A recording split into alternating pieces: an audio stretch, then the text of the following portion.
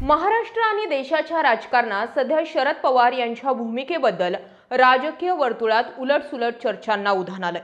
कधी त्यांच्या पक्षाचे नेते काँग्रेसमध्ये विलीनीकरणाचे तर्क लावले जातात, तर कधी पडद्यामागे भाजपसोबत त्यांची बोलणी सुरू असल्याच्या वावड्या उठत आहेत। लोकसभा निवडणुकीत 8 खासदार निवडून आणत शरद पवारांनी आपली राजकीय ताकद पुन्हा एकदा सिद्ध केली। याच ताकदीमुळे केंद्रीय पातळीवर त्यांचे महत्त्व प्रचंड वाढलं असून भाजप त्यांना आपल्या गोटात ओढण्यासाठी उत्सुक असल्याचं बोललं जातंय। दुसरीकडे भाजप आपले खासदार गळाला लावेल अशी भीतीही पवारांना सतावत आहे। काल जे उद्धव ठाकरेंसोबत झालं तेच उद्या आपल्यासोबत होऊ नये म्हणून पवार आता सावध झालेत। राजकीय वर्तुळात अशीही चर्चा आहे की शरद पवार आपल्या पक्षातील खासदार आमदारांना धीर देण्यासाठी अधूनमधून भाजप सोबत जाण्याच्या चर्चांना हवा देत असतात, जेणेकरून ते पक्षातच राहावे आणि आज न उद्या आपणही सत्ता पक्षात जाऊ ही त्यांची आशा पल्लवीत राहावी। दुसरीकडे सुप्रिया सुळे यांचे व्याही व भाजपचे नवनियुक्त विधान परिषद आमदार हे भाजपचे सक्रिय सदस्य आणि मुख्यमंत्री देवेंद्र फडणवीस यांचे अत्यंत निकटवर्ती असल्यानं कौटुंबिक आणि राजकीय धागेदोरे अधिक गुंतागुंतीचे झालेत।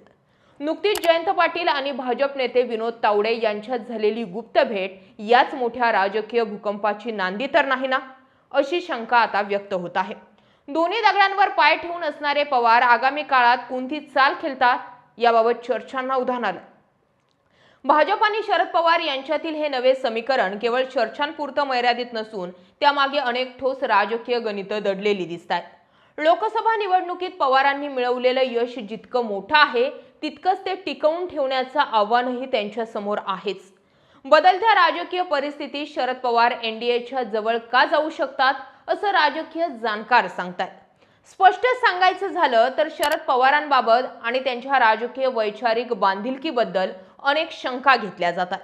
सध्या राजकारणामध्ये वैचारिक बांधिलकी नावाचा प्रकार हा केवळ अंधश्रद्धा म्हणून शिल्लक राहिला। गेल्या काळात राज्यात आणि देशात झालेल्या राजकीय घडामोडी बघता भाजपचे इनकमिंग जोरात सुरू झालंय। राज्यात तर अशी स्थिती आहे की भाजपनं बाहेरील उपऱ्यांसाठी सध्या आपली दारं बंद केली आहे, परंतु काही अपवादात्मक परिस्थितीत ही दारं उघडली जाणार हे स्वतः राज्याच्या मुख्यमंत्र्यांनी सांगितलंय। हा अपवाद शरद पवारांच्या बाबतीत असू शकतो हे काही वेगळं सांगायला नको। शरद पवार यांच्यासारखा ज्येष्ठ नेता एनडीए सोबत आला तर त्यांचं मूल्यमापन केवळ आमदार खासदारांच्या संख्येवर न करता एकंदरीत विरोधकांचा एक बडा मासा आपल्या गळाला लावणं हे भाजपसाठी विरोधकांचा कणा मोडल्यासारखं आहे। शरद पवारांचं अख्खं राजकारण हे एका वैचारिक बांधिलकीवर आधारित होतं, परंतु काळाच्या ओघात आता ही बांधिलकी हवेत विरली आहे।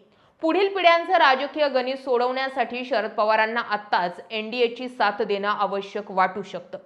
दुसरीकडे ज्या पद्धतीने भाजपची देशभरात आमदार खासदार आपल्या गळाला लावण्याची मोहीम सुरू आहे ते बघता उद्या आपलेही खासदार भाजपनं ताब्यात घेतल्यास मोठी नामुष्की होईल। यामुळेही शरद पवार आधीच एनडीएत सहभागी होण्याचा निर्णय घेऊ शकतात। शरद पवार एनडीएत का जाऊ शकतात याची प्रमुख 5 कारणं पाहूयात। 1. खासदार फुटण्याची भीती। लोकसभेचे 8 खासदार टिकवून ठेवणं आणि भाजपच्या संभाव्य ऑपरेशन लोटस पासून त्यांना वाचवणं हे पवारांसमोर मोठं आव्हान आहे। सत्तेत सहभागी झाल्यास हा धोका पूर्णपणे टळू शकतो। शिवाय सन्मानानं एनडीएत गेल्यास 8 खासदारांच्या बळावर शरद पवारांना 1-2 मंत्रिपद मिळवता येऊ शकतात। या सुप्रिया सुळेंच्या नावाची ही जोरदार चर्चा। दुसरं कारण कौटुंबिक आणि राजकीय नातेसंबंध। सुप्रिया सुळे यांच्या व्याहीचे भाजपमधील वजन आणि मुख्यमंत्री फडणवीस यांच्याशी असलेले सलोख्याचे संबंध यामुळे दोघांमध्ये चर्चेची पूल तयार करणं सोपं झालंय। कौटुंबिक संबंधाचा वापर राजकीय तडजोडींसाठी एक मजबूत माध्यम ठरू शकतं। तिसरं महत्त्वाचं कारण जयंत पाटील आणि विनोद तावडेंची भेट। शरद पवारांचे अत्यंत विश्वासू नेते जयंत पाटील आणि भाजपचे राष्ट्रीय सरचिटणीस विनोद तावडे यांच्यात नुकतीच मुंबईत भेट झाल्याची चर्चा। या निमित्तानं दोन्ही पक्षांमध्ये पडद्यामागे बरंच काही सुरू असल्याची चर्चा आहे। अजित पवार हयात असतानाही दोन्ही पक्ष जेव्हा विलीनीकरणाची बोलणी करत होते तेव्हा शरद पवार गटाकडून जयंत पाटील यांनी चर्चेसाठी लीड घेतला होता। शरद पवारांना अशा पडद्याआड काही घडामोडी घडवायच्या असल्यास ही जबाबदारी ते जयंत पाटलांवरच देत असतात आणि त्यामुळे तावडे आणि पाटील यांची भेट ही या समीकरणात एक महत्त्वाची घडामोड ठरू शकते। चौथा महत्त्वाचं कारण म्हणजे काँग्रेसच्या वाढत्या प्रभावाला शह. महाविकास आघाडीत काँग्रेस सातत्यानं वरचढ ठरत असल्यानं स्वतःचं राजकीय अस्तित्व आणि प्रादेशिक अस्मिता टिकवण्यासाठी पवार नवीन पर्याय शोधू शकतात. काँग्रेसच्या छायेत राहण्यापेक्षा स्वतंत्रपणे सत्तेत भागीदारी पवारांना अधिक फायदेशीर वाटू शकते. पाचवं आणि महत्त्वाचं कारण म्हणजे पक्षाचं भविष्य आणि राजाश्रय. वाढत्या वयात पक्षाला केंद्रीय सत्तेचा राजाश्रय देणं आणि ईडी, सीबीआय सारख्या केंद्रीय यंत्रणांच्या दबावापासून सहकाऱ्यांना मुक्त करणं हाही विचार पवारांच्या मनात असू शकतो. सुप्रिया सुळेंसोबतच पक्षाचं भवितव्य सुरक्षित करण्यासाठी भाजपशी जुळवून घेणं हा एक व्यावहारिक मार्ग पवारांना वाटत असावा. एनडीए मध्ये गेल्यास शरद पवारांना काय मिळू शकतं तेही समजून घेणं गरजेचं आहे. 1. केंद्रात मानाचं पान. शरद पवारांच्या प्रदीर्घ अनुभवाचा आदर करत तसेच त्यांच्याकडे असलेल्या खासदारांची संख्या लक्षात घेऊन सुप्रिया सुळेंना केंद्रात एखादं मोठं आणि मानाचं मंत्रिपद मिळू शकतं. यामुळे भविष्यातही त्यांचं राष्ट्रीय राजकारणातलं स्थान अबाधित राहील. दुसरं महत्त्वाची गोष्ट म्हणजे अजित पवार गटाला शह. भाजपसोबत गेल्यास सरकारमधील स्वतःचं वजन वाढवून बंडखोर अजित पवार गटाला राजकीयदृष्ट्या बाजूला पाडणं शरद पवारांना सहज शक्य होईल. यामुळे पक्षावर आणि मूळ मतदारांवर पुन्हा शरद पवारांचंच वर्चस्व प्रस्थापित होईल. शिवाय या निमित्तानं 2029च्या निवडणुकीतील बारामतीतील सुप्रिया सुळेंची उमेदवारी आत्ताच निश्चित होऊ शकते. तिसरं कारण म्हणजे पक्षाच्या नेत्यांना कायदेशीर दिलासा. शरद पवार गटातील अनेक ज्येष्ठ नेत्यांवर सुरू असलेल्या केंद्रीय तपास यंत्रणांच्या चौकशांना पूर्णविराम मिळू शकतो. यामुळे पक्षात असलेली अंतर्गत अस्वस्थता संपवून नेते अधिक ताकदीनं काम करू शकतील. चौथं कारण म्हणजे महाराष्ट्राच्या राजकारणात नियंत्रण. पुढे लोकसभा आणि विधानसभा निवडणुकीत आणि त्यानंतर सत्तेचं समीकरण जुळवताना किंगमेकरची भूमिका बजावण्याची संधी पवारांना मिळू शकते. राज्याच्या सत्तेची सूत्र अप्रत्यक्षपणे आपल्याच हातात ठेवण्यात ते यशस्वी होऊ शकतात.